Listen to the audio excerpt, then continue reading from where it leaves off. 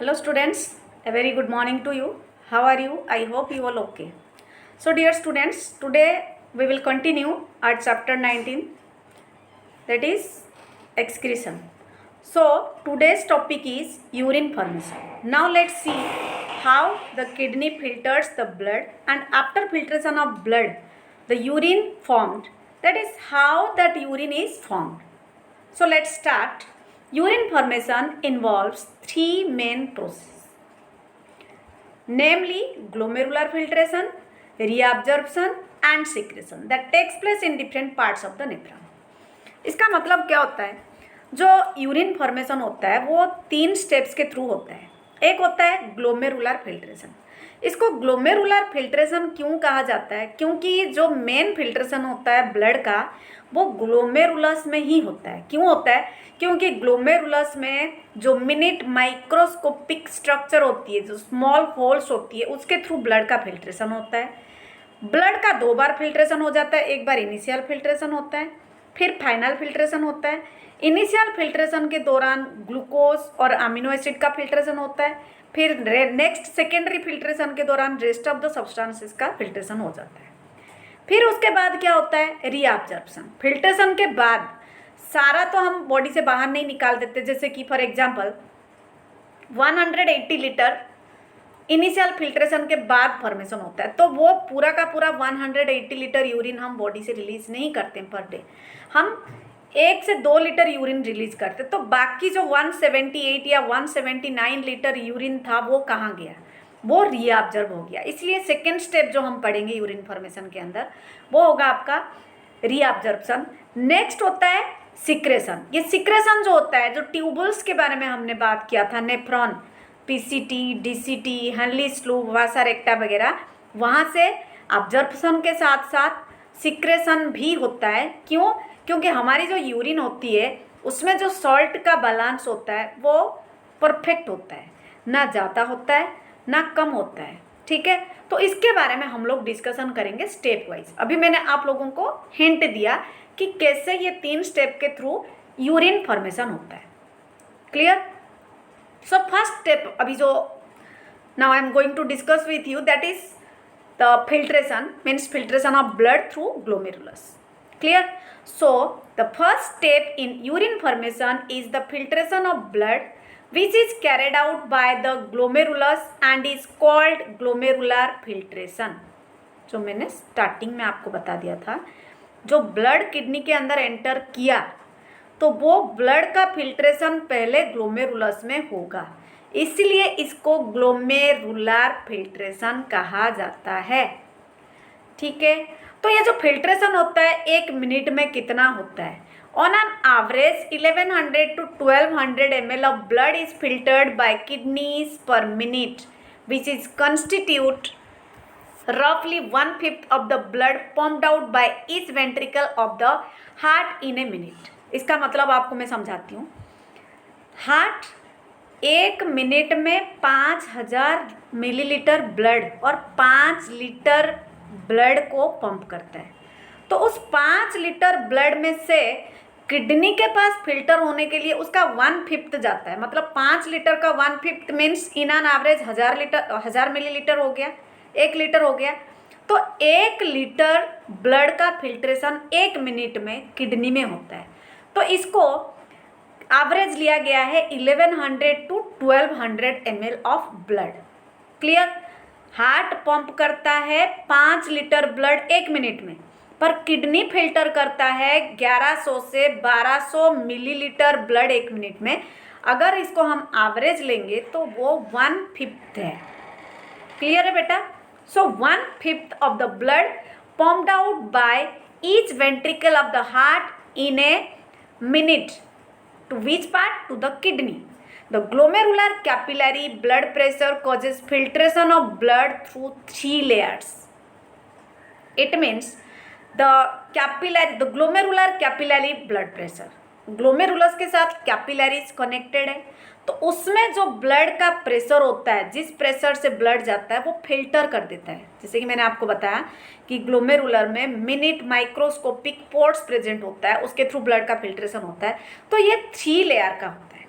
पहला लेयर होता है जैसे कि एक्टोडर्म, एंडोडर्म, मेजोडर्म हमने पढ़ा था, जो जर्मिनल लेयर्स होता है। यहाँ पे हम जर्मिनल लेयर तो नहीं बोलेंगे, पर ये जो 3 लेयर है, जैसे कि endothelium of glomerular blood vessels, the epithelium of Bowman's capsule and the basement membrane between these 2 layers. Clear है? तो एंडोथेलियम, एपिथेलियम और उसके बीच में जो बेसमेंट मेम्ब्रेन है, उसके थ्रू ब्लड का फिल्ट्रेशन होता है। The epithelial cells of Bowman's capsule is called as podocytes are arranged। बेटा ये आपको अंडरलाइन करना है कि ये पोडोसाइट्स क्या है। The epithelial cells of Bowman's capsule called podocytes are arranged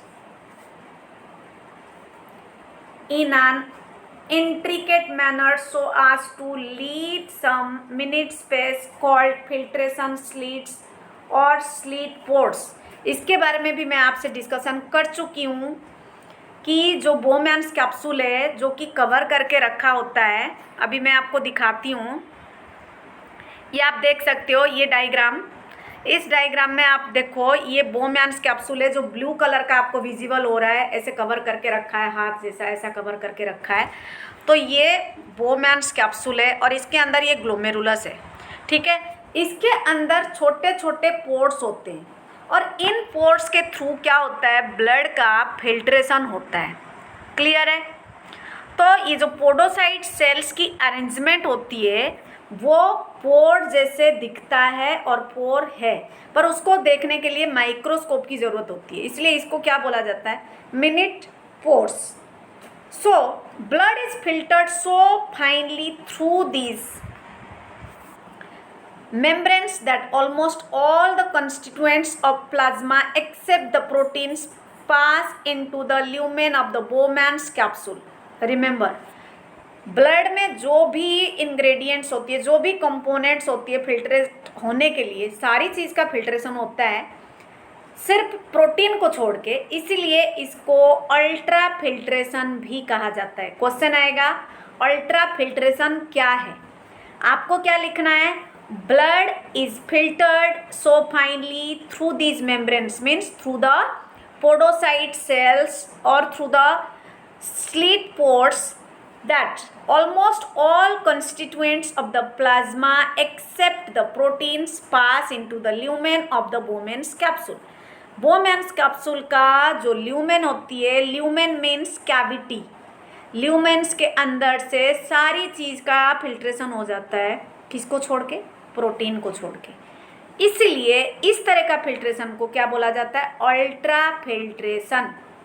question पूछेगा 1 नंबर में, अल्ट्रा फिल्ट्रेशन क्या है, सीधा लिखना है, किडनी के थ्रू जब ब्लड का फिल्ट्रेशन होता है, बोमैन्स कैप्सूल के ल्यूमेन के अंदर से सारी चीज़ का फिल्ट्रेशन हो जाता है except protein, that's why it is called as ultrafiltration.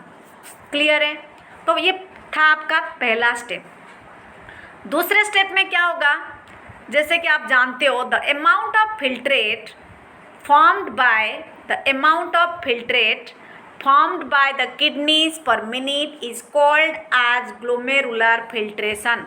Clear है?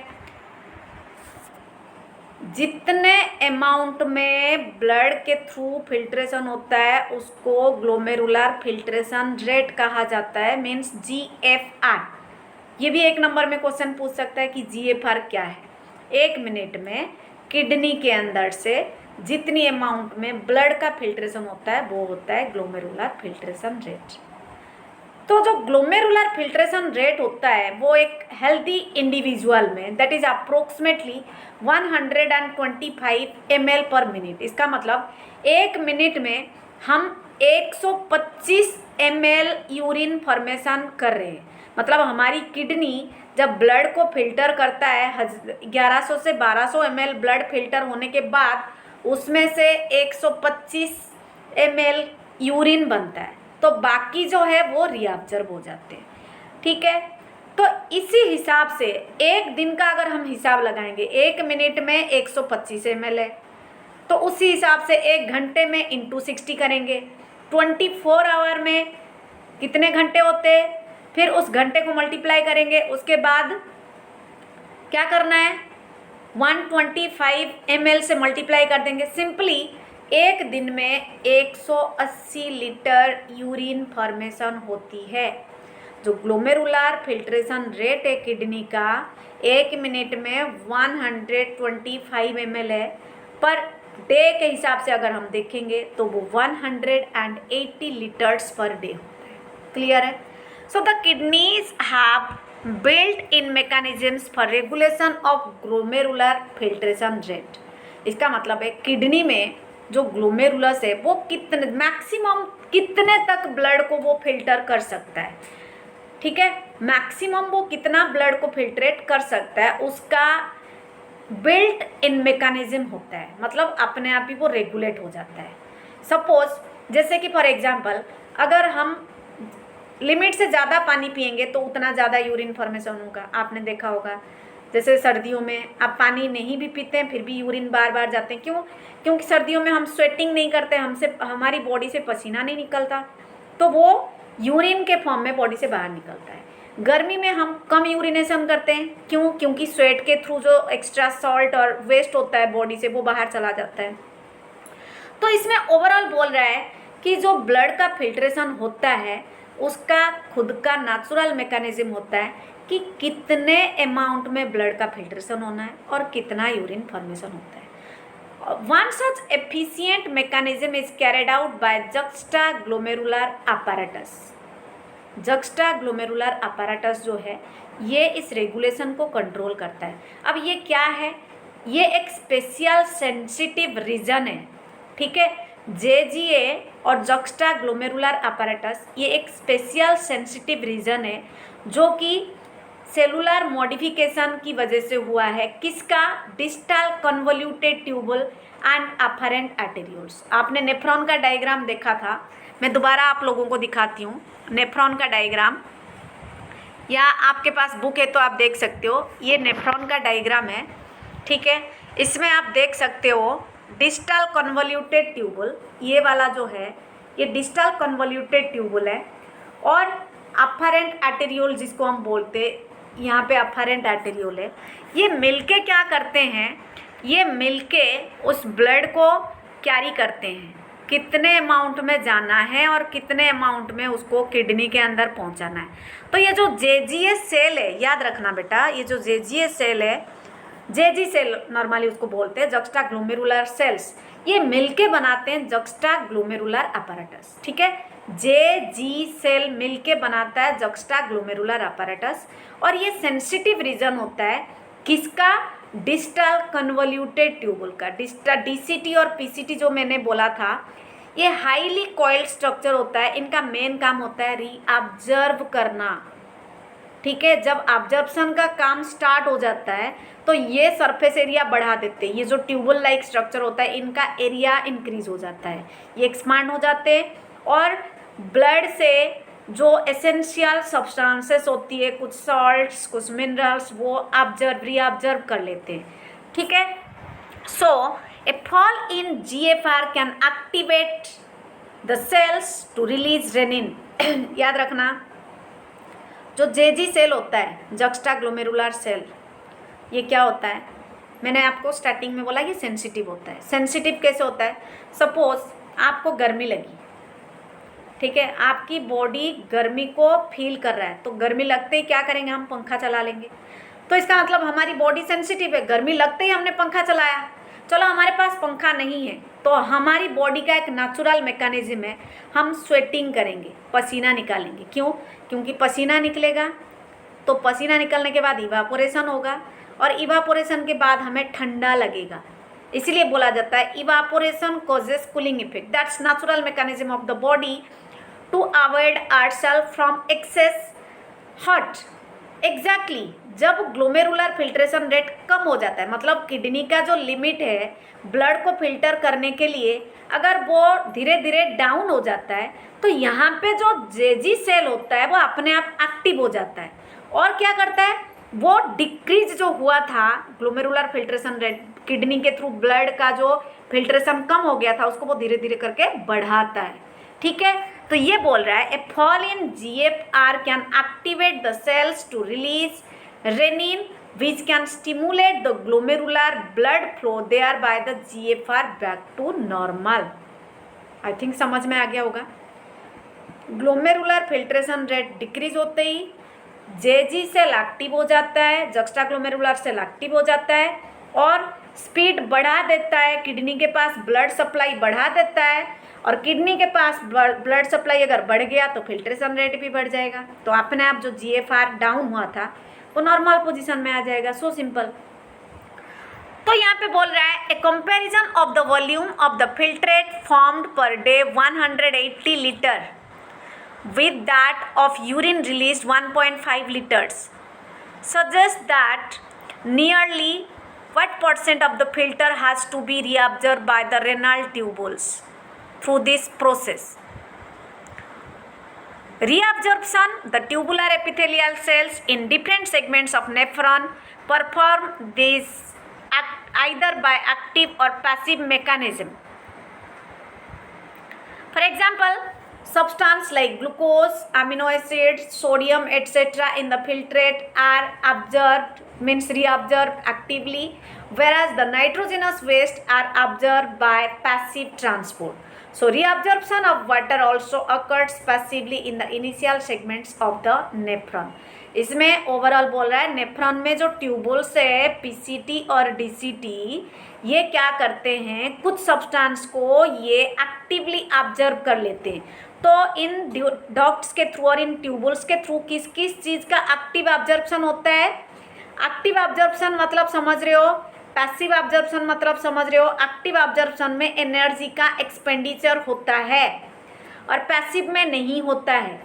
तो एक्टिव ऑब्जर्प्शन के दौरान ग्लूकोज, अमीनो एसिड, सोडियम और कुछ सॉल्ट्स का रीअब्जर्प्शन हो जाता है, ठीक है।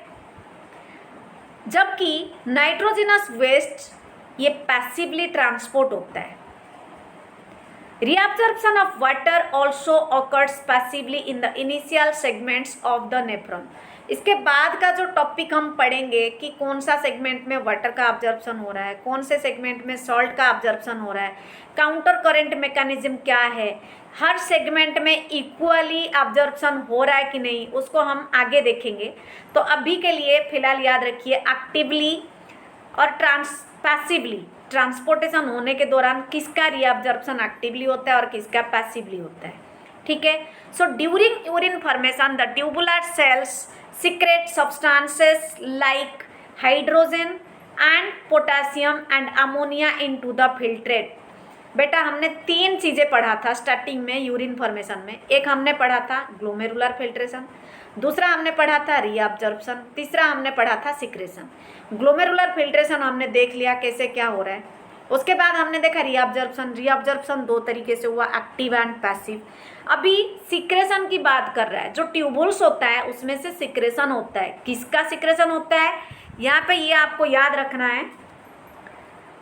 Tubular cells secrete substance like hydrogen, potassium, ammonia into the filtrate. जो फिल्ट्रेट पास करके आ रहा होता है ना यूरिनरी ब्लैडर के तरफ, उसमें से सिक्रेशन होता है इन ट्यूबुल से। किस चीज़ का, हाइड्रोजन का, पोटासियम का और अमोनिया का।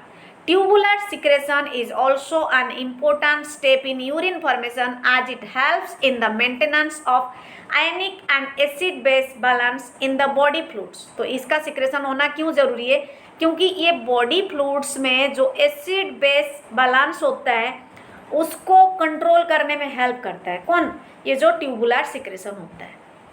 आई थिंक समझ में आ गया। ये एक इम्पोर्टेंट टॉपिक है। आप इस वीडियो को अटेंटिवली आपको देखनी है।